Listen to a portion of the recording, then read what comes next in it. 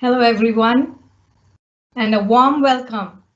My name is Meghna Savarwal. I'm the professor and program head of Public and Nonprofit Management at UT Dallas, and I'm honored to welcome you all to our 5th annual conference. Just a little bit about our program. We are established in 1990, and we've prepared public and nonprofit leaders in North Dallas for over 3 decades.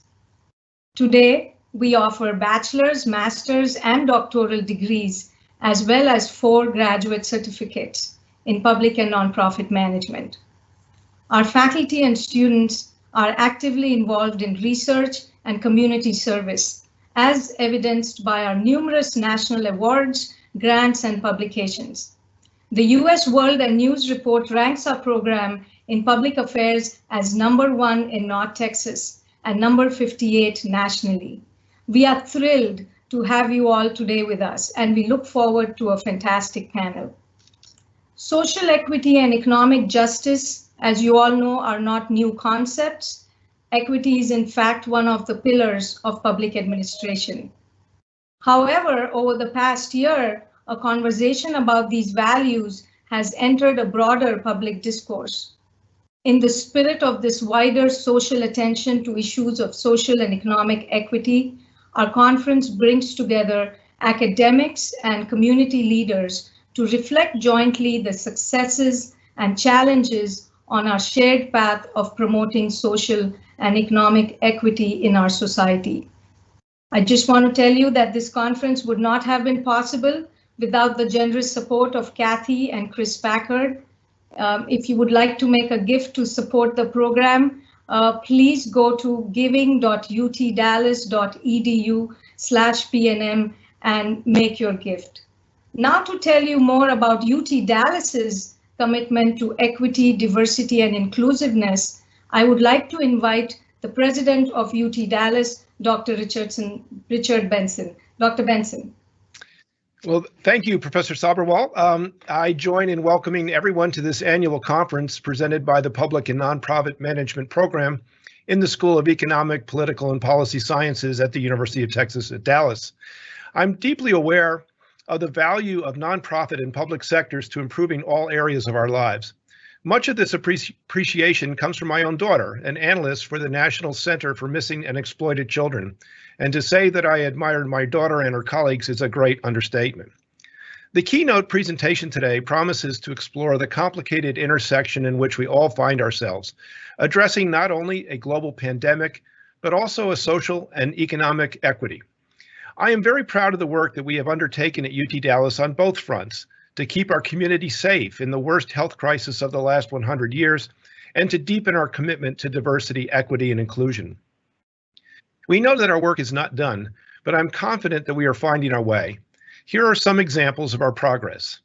At the administrative level, we embarked on a search for a new vice president to head the Office of Diversity, Equity, and Inclusion, and we will soon announce the person selected to fill that position.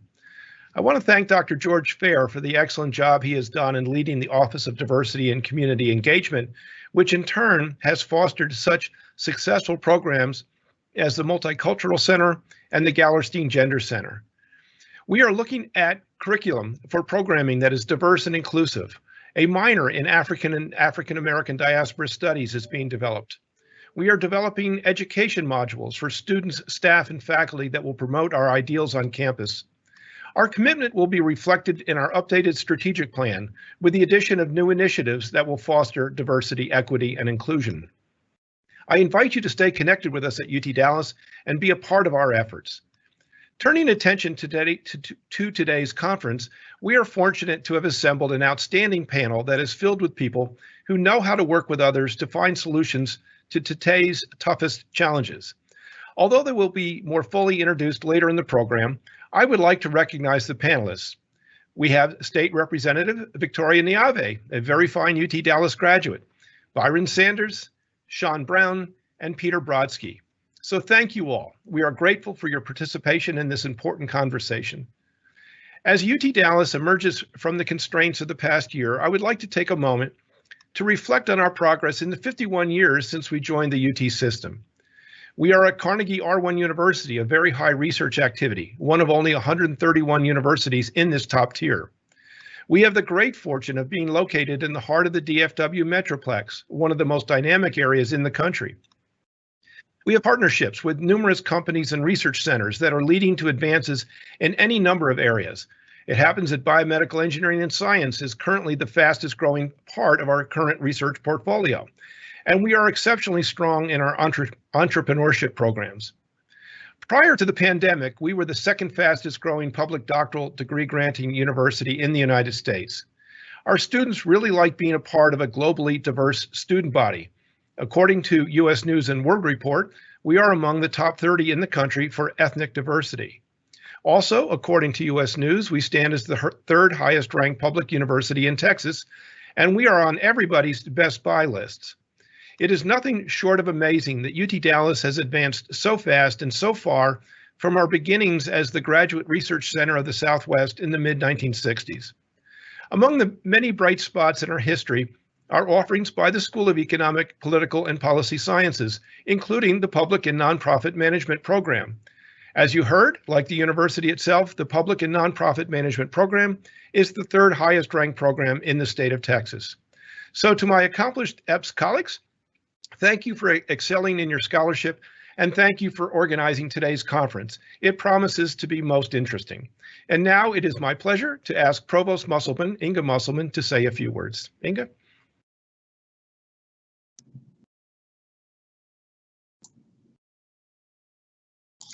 Thank you, Dr. Benson. I too wish to welcome everyone participating in today's panel, Rising from the Pandemic, Expanding Social and Economic Equity.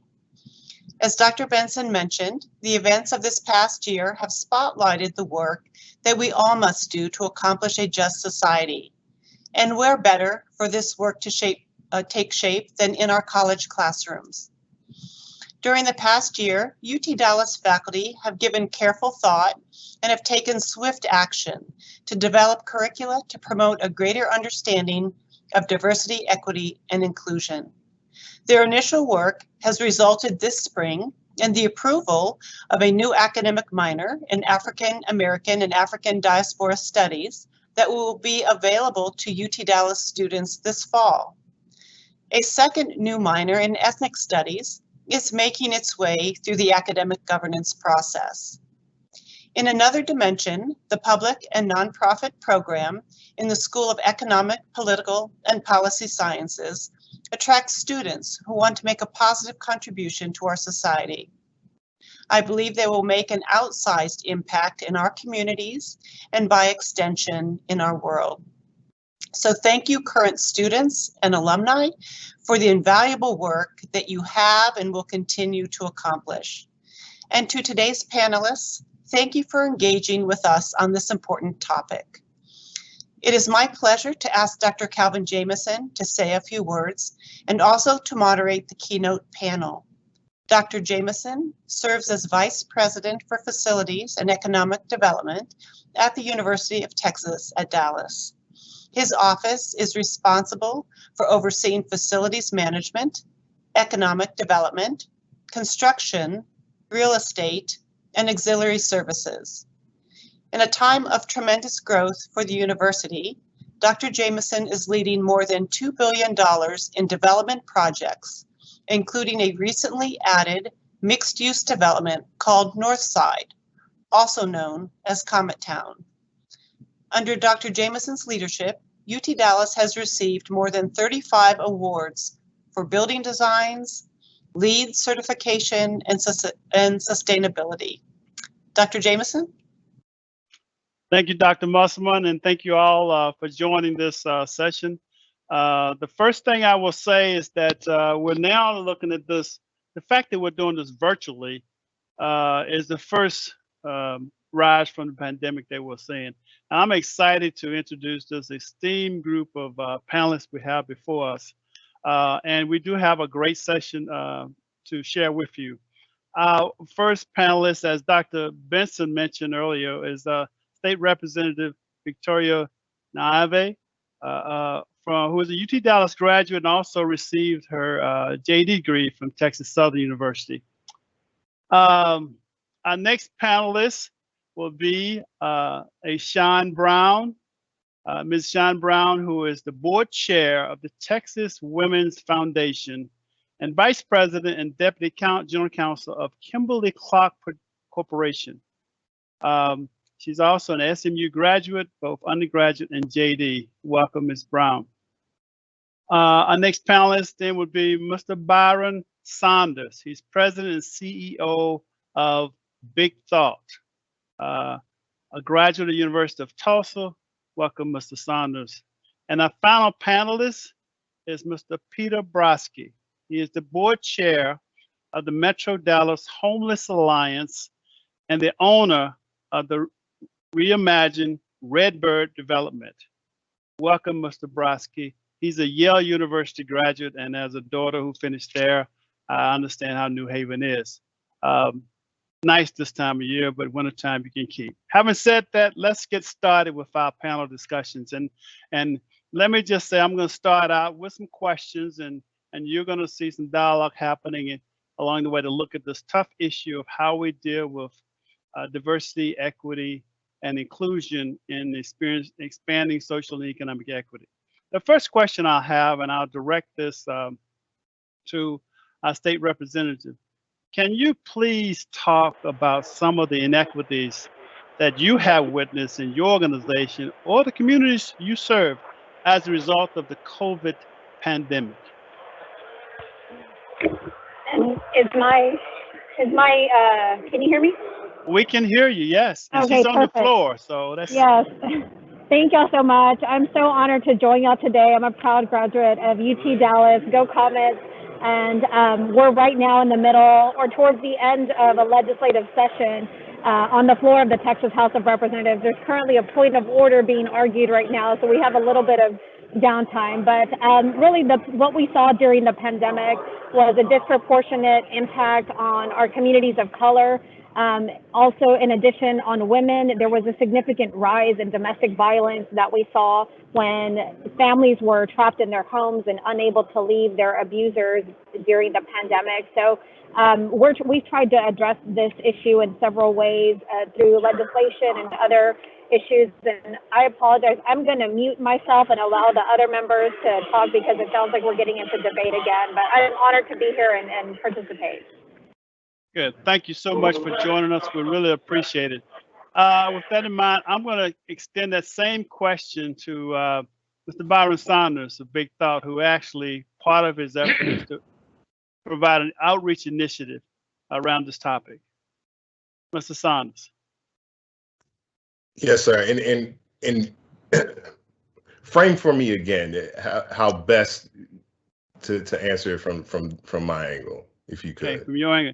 Can you please talk about some of the inequities that you have witnessed in your organization or the communities you serve as a result of the COVID pandemic?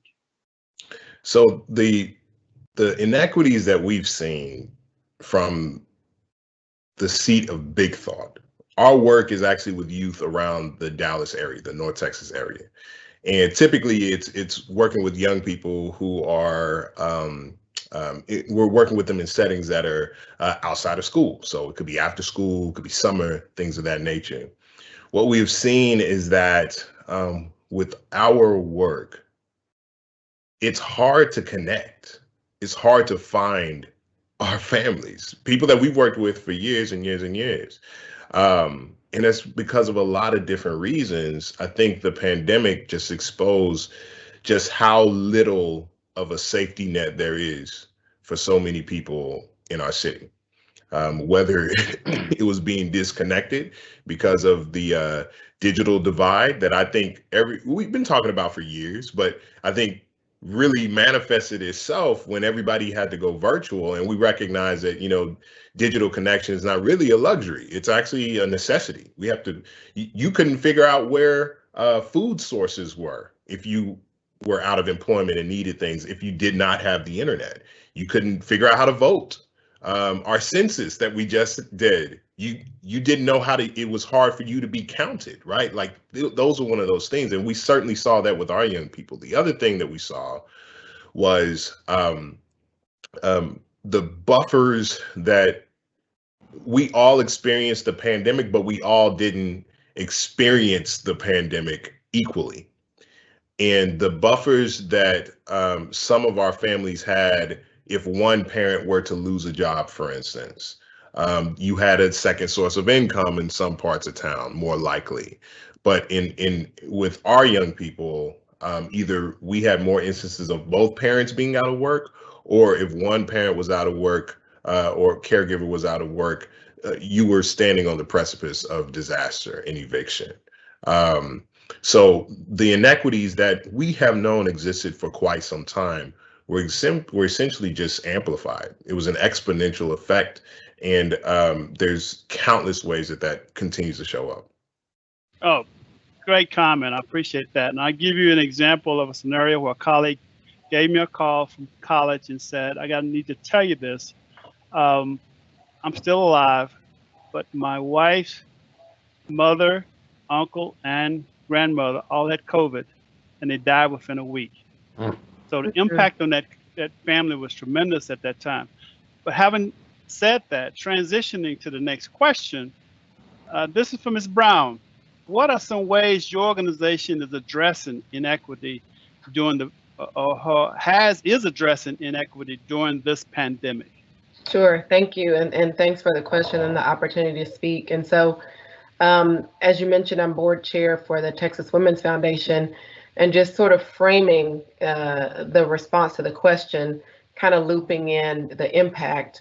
Our focus is on economic security and leadership for women. I'll focus on the economic security piece.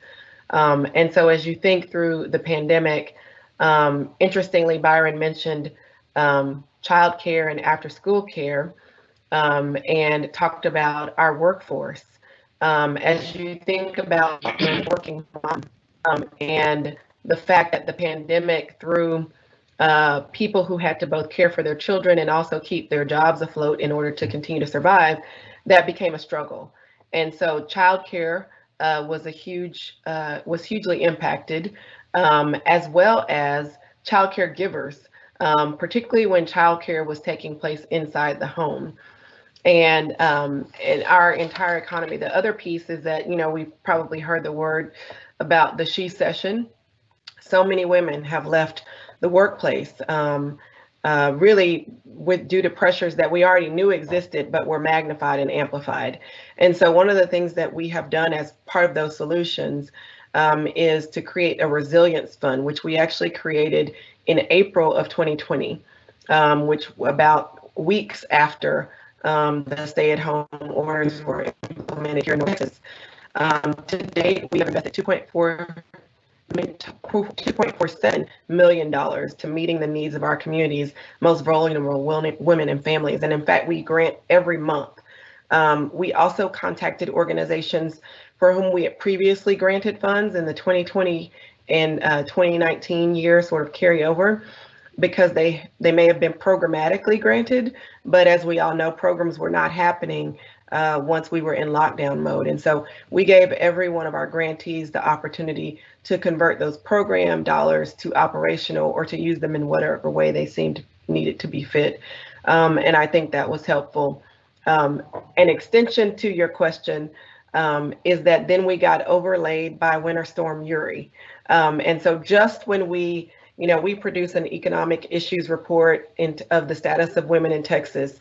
We produced it right before COVID hit North Texas, and the information was already staggering as it relates to women. And then COVID hit, and then overlay that with the winter storm, when places like the Genesis Women's Shelter lose their facilities. It was just compiled. And so the Resilience Fund has been our response to that. We've doubled down on those efforts. And I'm proud to say that, we're putting the money where it needs to be, directly into those organizations that are boots on the ground and can make a difference. Thank you so very much. Nonprofits are critical, and people like yourself stepping to the forefront makes a tremendous difference. In that regard, I'm going to shift this question directed to Peter, Mr. Brodsky, if you would, who's the board chair of Metro Dallas Homeless Alliance and the owner of Reimagining Redbird Development.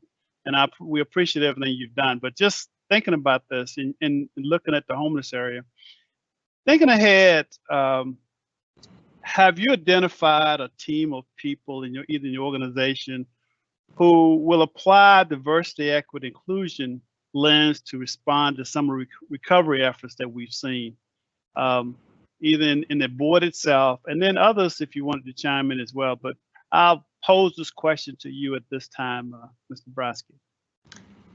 Well, excuse me. Thank you for the question, and thank you for the opportunity to be on this panel. The answer is it's not just a team of people. We are infusing racial equity in everything we do at MDHA. And the reason, there are a lot of reasons for that. I echo what Byron and Sean said about this pandemic really exposing, laying bare the inequities in our society. Nothing new happened. It's just that the covers were pulled off and it became undeniable, even to those who would rather look away. And you compound that with the murder of George Floyd and the Black Lives Matter movement that really forced everyone to pay attention.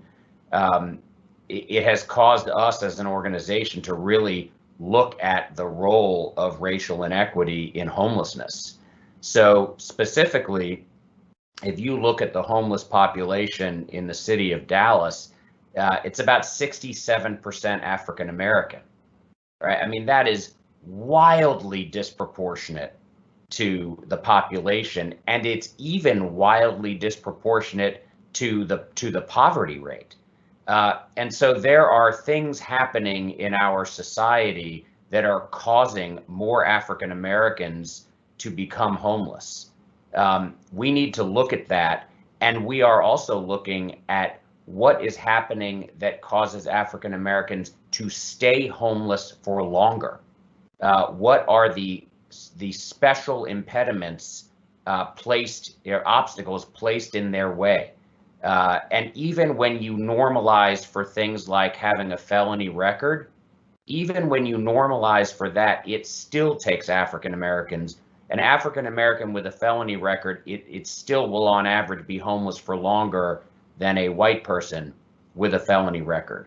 So there's no doubt of the role of institutional systemic racism in society before people become homeless and after they become homeless. So what are we doing? The first thing we're doing is that we are aggressively airing these facts, making sure that everybody has the information. Because the big risk of this moment is that it will be a passing fad. And our view is that the only way to prevent it from being a passing fad is to make sure that people understand broadly what the facts are and how urgent the situation is. So we're doing that. We also are implementing something as simple, I don't know if I'd call it simple, but it sounds small, but it's a big deal. We've implemented these programs called racial healing circles. The fact of the matter is that the majority of the clients that homeless agencies interact with are African American, and the majority of the staff is African American. And it is traumatic to be punched in the face every day with the racism that has caused this situation. And I think that our staff are emotionally drained, emotionally exhausted. And so we're providing a space for them to talk about that and to air it and to process it because it's good for them as human beings. It's good for our organization because it will, I think, allow them to last longer in the work. And so really everything we do, we're putting it through the racial equity lens to make sure that we are appropriately addressing the issues, trying to resolve the issues, and at the very least, allow people to be honest about their experience with the issues for their own emotional well-being, and to acknowledge it. I think that even that is a meaningful step for our staff. The pandemic, and very good comments, Dialogue, but the pandemic has created an environment where there are an enormous amount of food insecurity and insecurity overall because the number of people who lost jobs, etc. If you could weigh in on, you mentioned racial inequities, etc. There's a number of people who have never thought they would be in line to get food, and that we saw throughout the Metroplex overall. And as nonprofits and as well as entities is out there trying to help them, please, and I'll start out with Byron, if you want to weigh in on your observations of how your respective organization has been impacted by the expanded needs that we had during that time, and then how do we, as an entity, bring this back from the perspective of getting back on our feet? That is a great question, Calvin. For us, our focus is always the youth, right? But in a pre-pandemic world and outside of a pandemic, I think we can have a little bit more laser targeted a focus there. However, what we came to find out in a survey that we did very quickly after all of us, I remember the day I will never forget, March 13th, where everybody went home. Folks went on spring break and came back, and they never did come back, right? They had to go pick up their stuff from the curb in some instances. What we realized is that in order to serve the youth well, we had to start thinking about their families as part of our service demographic too. Because what we recognize is the stresses, the insecurity, the fear, the support that our young people needed was there because that's also what their parents, what their caregivers, what their aunties, what their grandma was also experiencing. And so what we recognize is that not only did we had to shift our focus. So a lot of our work that was toward building these creative muscles, we leaned pretty hard toward programming that would amplify social and emotional learning. The sense that we were combating a trauma that we were all currently living through. And if we're going to do that, then empowering our young people with the skills and the space to focus on their social and emotional well-being became more important even than academics. It became more important than any type of other activities. It was the thing. And so we focused really heavily on that in the time right after the pandemic began. What we also realized is that young people were connected to families that needed access to resources. So we came up with and would also distribute through our networks, because we had these families, resource areas, where to go get food, how to sign up for unemployment, where if you needed shelter, what are the places and spaces where you can be for that, how to for a while, how to get milk, right? Like, I mean, it was a lot of things that we became, weren't positioning ourselves to do that, but became de facto a source of information and a channel of information for our youth and their families. And so that's one of the ways that we responded. We also equipped ourselves to deliver on virtual learning experiences. So when people could not come in person, and we really were shut down as a city, we had to pivot. I said I wasn't going to use that word again. We had to pirouette very quickly and get to a place where we were learning how to deliver virtual distance learning models. And we were able to do so, and many young people have benefited from it, but those are the ways that we had to respond in a very quick period of time. And we as the campus had to do that as well. I think she's still on the floor. I'm not sure if she can take a question or not. Representative. Yes, thank you. Sure. I'm gonna ask you this Can you hear question me? since I can. We can. I'm gonna ask you this question because it's very appropriate at this time. In your opinion, is policy or practice more important in affecting the social change we're talking about today? It's policy or practice. Is policy or practice more important in affecting the social change we're talking about today? You're So sitting on the floor itself. I think we need both, not just we need the voices in the community raising their voices about the issues that they are seeing and contacting their legislators, and certainly the policy that is, the changes that are happening here on the floor are because of the community's voices. And I'll just start with last session when voters turned out in overwhelming numbers on the issue of and the importance of investing in our public schools. Last session, we passed a major historic school finance reform bill injecting billions of dollars that had been cut in 2011. This session, we continued that, but certainly when the pandemic hit, one of the things that the state focused on as well was making sure that TWC had the funds and the personnel to address this really significant rise that they just were not prepared for. And so many of our offices were helping people navigate that process when folks were calling, sometimes over 100 times trying to get through to process their paperwork. Legislator offices were able to sort of get in through the back door to help folks get those funds so they could put food on the table and keep a roof over their head. The digital divide that Byron spoke to with a lot of the kids that just didn't have access to Wi-Fi. The state this session passed a historic broadband bill to make sure that we, and even during the pandemic, made sure that we got the funding to our schools to buy those Wi-Fi hotspots for those kids to take home and have that technology that we need. But we see in rural Texas as well that a lot of those folks don't have access to broadband. So some of the legislation we're dealing with will help address that as well. But a lot of the policies and bills that we are seeing are a result of the work that is happening in our communities and the organizations, the marches that we're seeing in the streets.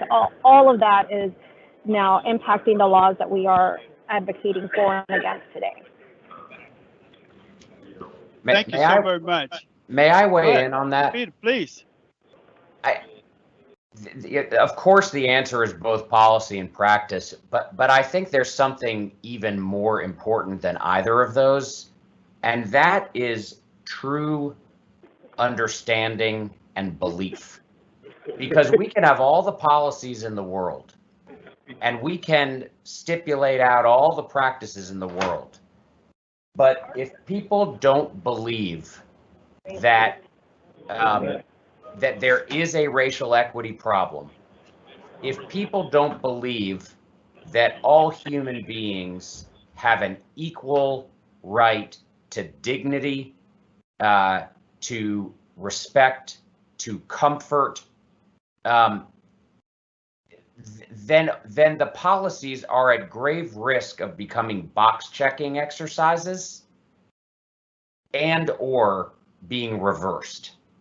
And the fact of the matter is that if everybody had that belief, you wouldn't need the explicit policy. Right. And so while everyone doesn't share that belief, we need the policy and we need the practice. But we've got to find a way as a society, and that's why I emphasized earlier the airing of facts. We've got to find a way for people to stop being defensive about whether racism exists or whether they themselves are racist. To me, Isabel Wilkerson had the best way of doing this was to talk about a caste system. It's less emotional, people get less defensive. But if we could just all admit what is plainly true, which is that there is a racial caste system in this country, and that we and then actually desire not to have that, that's what it's going to take ultimately. And if you can't, John, go ahead, John, you wanted to weigh in? Yeah, and if you're not, at the belief point, at least perhaps maybe you have a willingness to be educated and you have a mind that is open enough to seek the facts or to listen openly to the facts. because, unfortunately, some people aren't there yet. And so you're right, we need the policy and the practice. But if they're both not there and unwilling to listen and learn and truly seek to understand, then they won't ever move into that belief position. That's right. I don't think there's very, very few people. There are people, of course, but there are very few people who wake up in the morning and they're like, I don't believe that all human beings have a right to dignity. Mm-hmm. But there are a lot of people who wake up in the morning and say, oh, I don't see color. Right. I don't believe that problem really exists. And that's where the facts need to be brought out. Mm-hmm. And I think in terms of us being able to address the issue, and I'm putting another hat I used to have. I'm a former city manager who had a large homeless population when I was in Richmond, Virginia.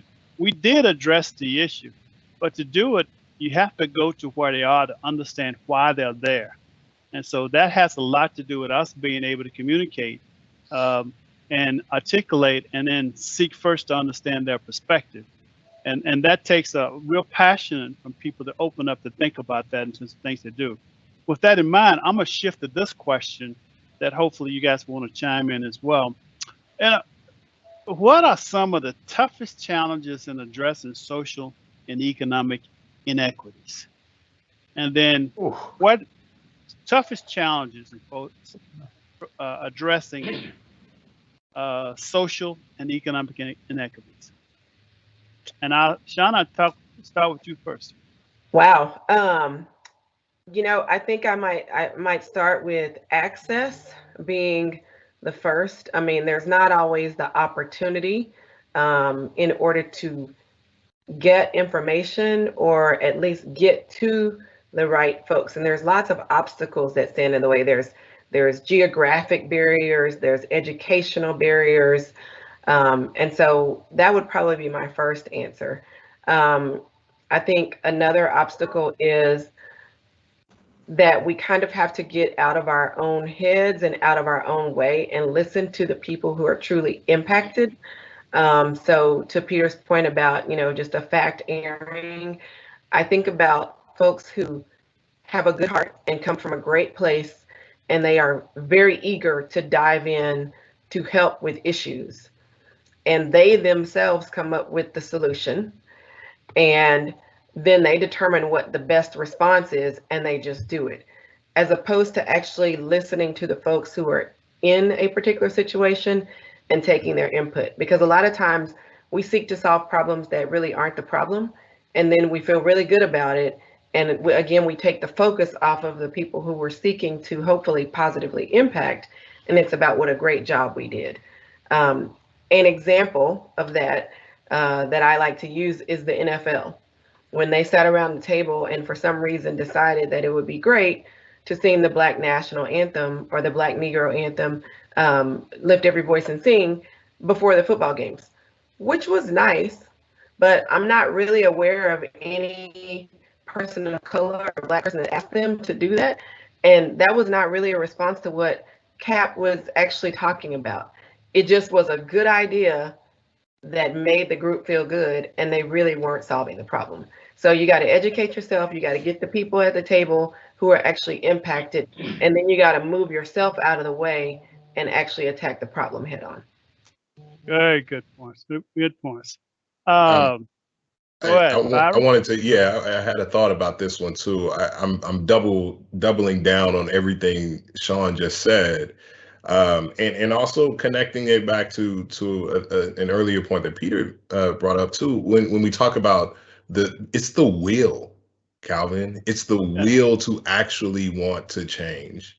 I showed a visual the other day. My great grandfather was doing some research. Is guy's name is William Skurlock.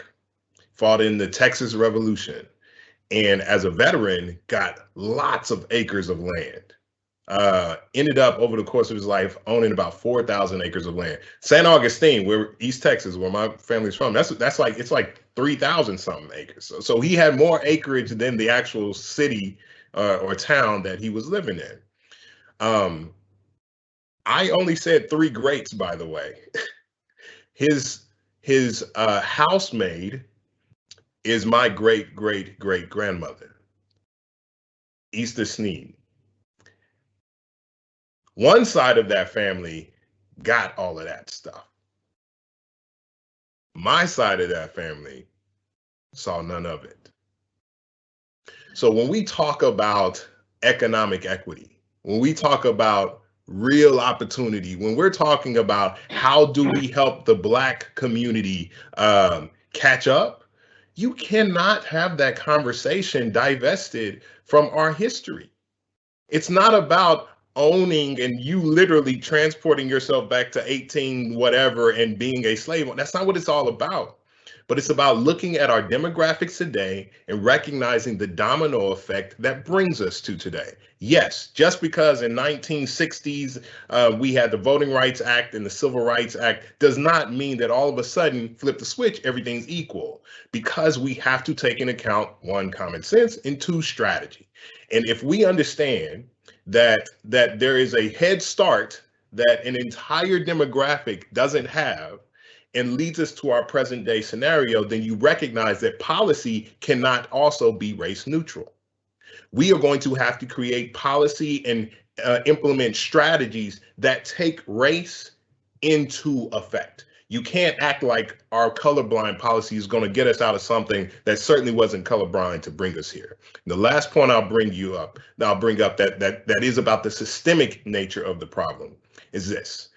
When you get to belief, either you believe that there is something wrong with the DNA of Black and brown folks, or you believe there's a systemic issue. If you cut out all of the extras, arguments, the gymnastics, mental gymnastics that we have to do sometimes, because there's no other reason why in Dallas, Houston, Baltimore, Seattle, Chicago, anywhere you go in this country, the parts of town that have less than, that have been the most disinvested, that have more poverty and all of these negative life outcomes are the darkest parts too, right? The Black and brown communities. And the whitest parts are the ones that have the best stuff. So either you think that there's something inherently better in white people and worse in Black people, or you believe that there's a systemic issue. And science has done a lot to, dispute the other part. And most decent people today will not say that there is that exists. So let's get strategic about it. Take all of the feelings out of it, and let's get down to the solutions and say we have to pay attention to this. Policy has to take race into account. Yeah, go ahead, Peter. Yeah. I was just to say I'm gonna pass it on to you, but socially, and I want to ask you, Peter, to sort of piggyback that conversation by socially saying what personally got you engaged to address an issue that basically Byron's talking about now. You're taking on a part of the city that he's discussing that in the past had been forgotten, but you're trying to give it some life. Talk a little bit about that. Well, as you look at this issue. I'll try to keep it brief because otherwise, I'm going to have to pay you as much as I pay my shrink.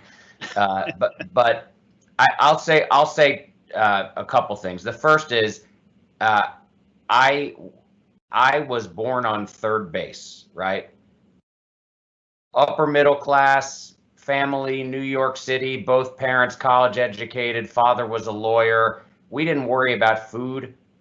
It was never a question I was going to college. It was which college.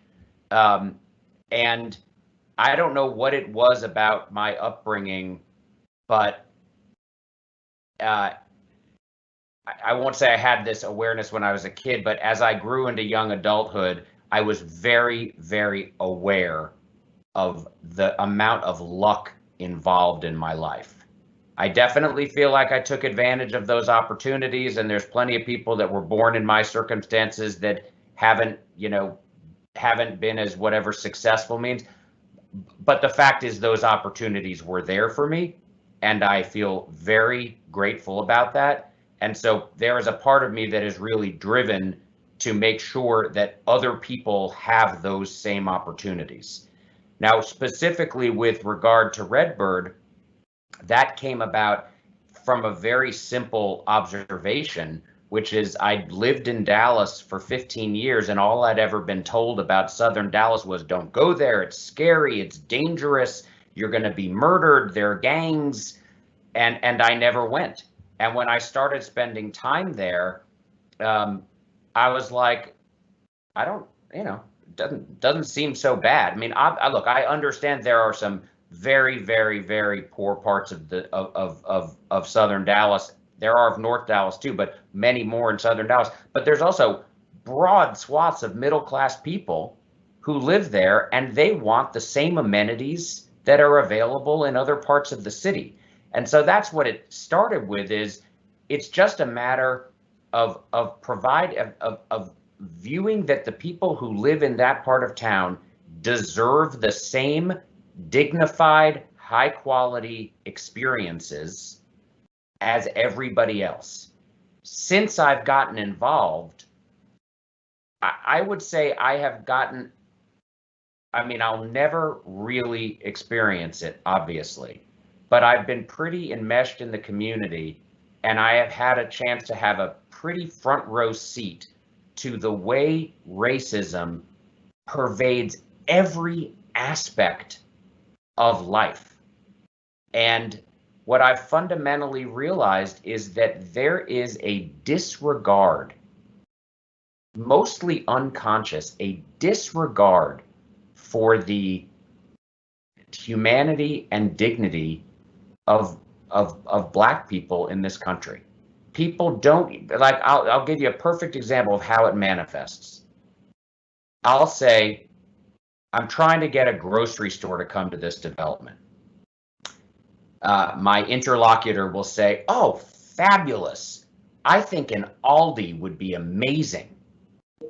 And I'll say, well, I was thinking more like a Whole Foods. And people go, what do they need that for? Right? I'm like, okay, who's they in that sentence? And what do you think they need that for? It's like a foreign idea to people. And that's because it's been beaten into our heads. And so that just fundamental unfairness has motivated me. And so it's caused me to dig into the history. And once you really understand the history, I echo what Byron said. You can't look at the history without understanding the profound economic harm, to say nothing of psychological, but let's just focus on the dollars, the economic harm done to African Americans in this country. It is really stunning. And the affirmative action for white people, I'm reading that book, When Affirmative Action Was White. The affirmative action for white people, the fact that Social Security excluded the professions that most Black people had. There's the redlining. There's a 1,000 examples. That has to be addressed. It has to be addressed, and it has to be repaired, and it has to be repaired with financial investment. And that's a good transition to sort of my next question. But before I do that, I want to acknowledge again, this panel has been a great panel because one of our participants, a Texas rep, is actually on the floor debating a bill that could have a positive impact or negative impact on what happens in all of Texas. And then so she had to step off for that reason. Having said that, an observation I would make is that one, early in life, back to your point, Peter, you're a product of your environment. You don't choose your parents, you don't choose where you grow up. Later in life, you're a product of your experiences, and you choose those. You choose to be in Texas. So we have to create an environment where more and more people are choosing to make a decision that they want to make a difference, and that's it. I give you a personal example. I chose to integrate my high school, and I was the only African American on my football team, and I played quarterback when it wasn't fashionable. I often argue with people that I created the sprint out pass because nobody blocked for me. But having said that, I chose to have that experience, and it probably made me a better person over time. But also, until people are exposed to persons from different environments, different experiences, they can't see that. With that in mind, and I want to make sure we have time for this question, what advice would you give to other leaders who are passionate about achieving equity or diversity, equity, and inclusion in their respective organizations? And then use examples of things that may have transpired, but what advice would you give them? And then the only way we make a difference is we begin to take on things ourselves to make that difference. So I'll start with you, Sean, and if you want to chime in, and because you're in a key role in a major organization as well as the nonprofit. Yeah, absolutely. So the word intentionality is what just sticks at the forefront of my mind.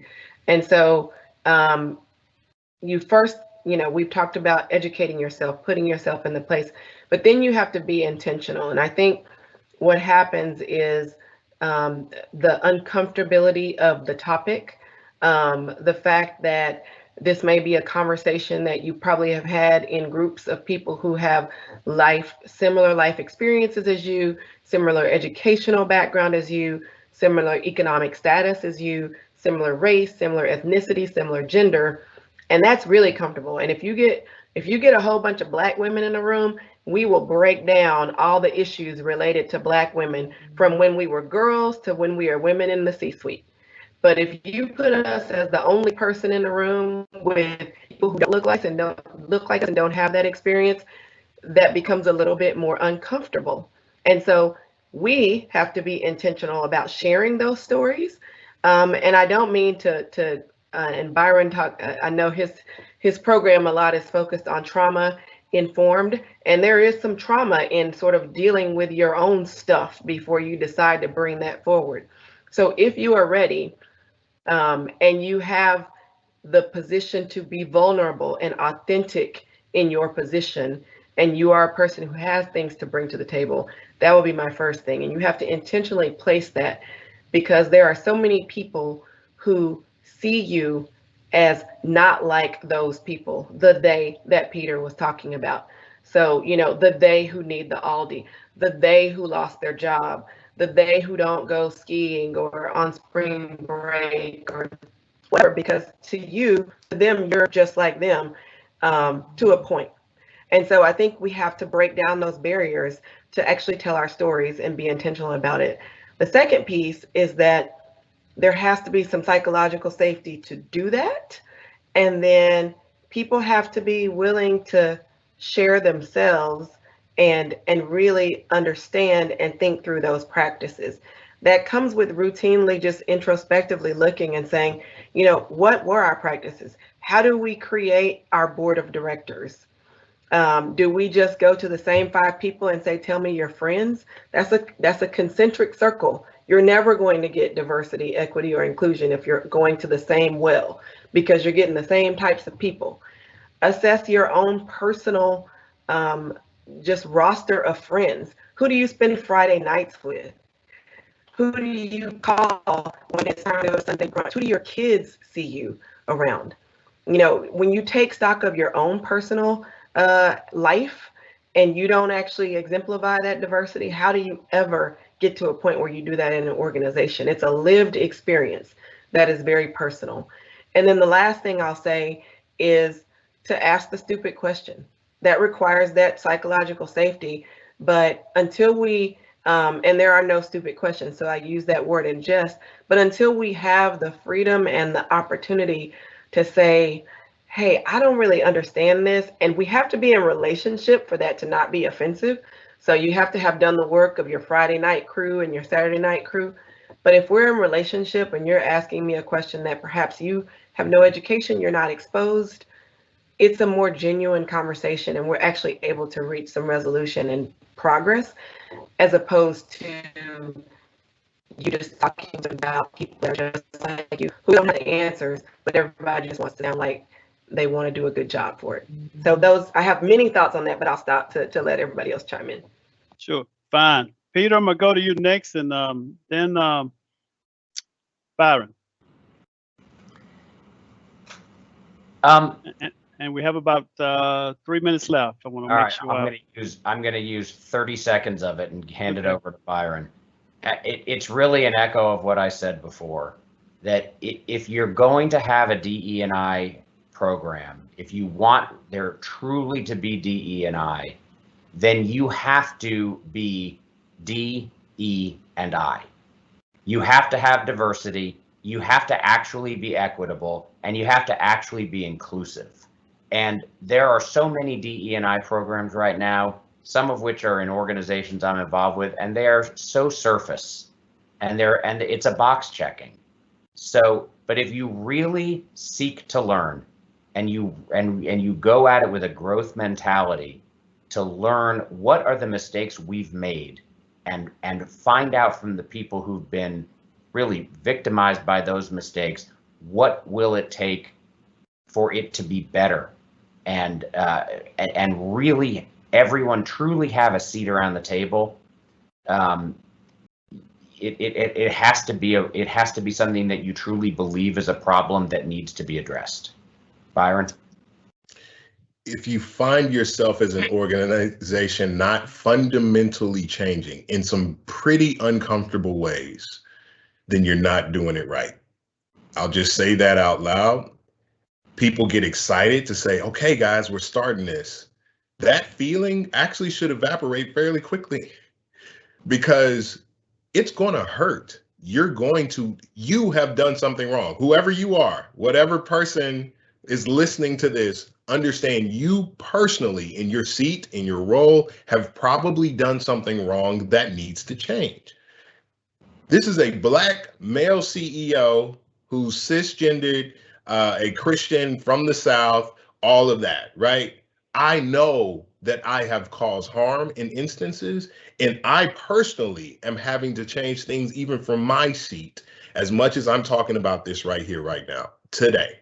It is a hard journey. It's a tough journey. But if our institutions and people sitting with power and agency commit to this journey and commit to whoever comes in after them, passing along the baton with this as a priority for them, the lens through which they should do their work, y'all, we're going to make a whole lot more progress a lot faster. Let's thank our extraordinary panel, Byron Saunders, Sean Brown, and Peter Brodsky, as well as Representative Naivi. I always pronounce it a little differently based on what part of the country you're in, but indeed for all the great work. And let me just say this, in summarizing this session of what we're about, I want to recognize the fact that the pandemic was the great neutralizer, because it was the great DEI, because regardless of who you were, it stabilized the entire world. The equity side of it was when we had when Texas froze, everybody was impacted. Everyone was impacted when you didn't have any power. So it's those occasions that we have to step back and say, we walked in my shoes, now let's turn this thing around. And it's about understanding that process. So with that in mind, thank you guys so very much for agreeing to spend an hour with us today. And with that in mind, let me turn this over to our Dean, Dr. Jennifer Holmes, who is going to transition us out. So again, thank you guys very much. Enjoy the rest of your day. Take care. Thank you so much. Thank you. Well, I'm very grateful to my colleagues, Professor Savarwal, Garina, and Kyle for putting this together. I mean, as Dr. Jamison just said, this pandemic with its disproportionate impact on communities of color and on women have made it clear that the challenge for us in this generation is to address these challenges of economic and social equity. I mean, it's so great to see Victoria in Austin making change, But as Sean says, you got to get the right people to the table. And as Byron says, create that will to change. And as Peter's doing, getting opportunities to others to rectify that fundamental unfairness of our history. So this has been the absolute definition of a keynote panel. I'm delighted that y'all could join us, and I want to welcome you and think about next year in person at the 6th annual conference in 2022, because we're getting back. So thank you all for joining us today. And again, this has just been a wonderful hour, really giving us that challenge of our generation to take action and make change. So thank you so much for joining us today.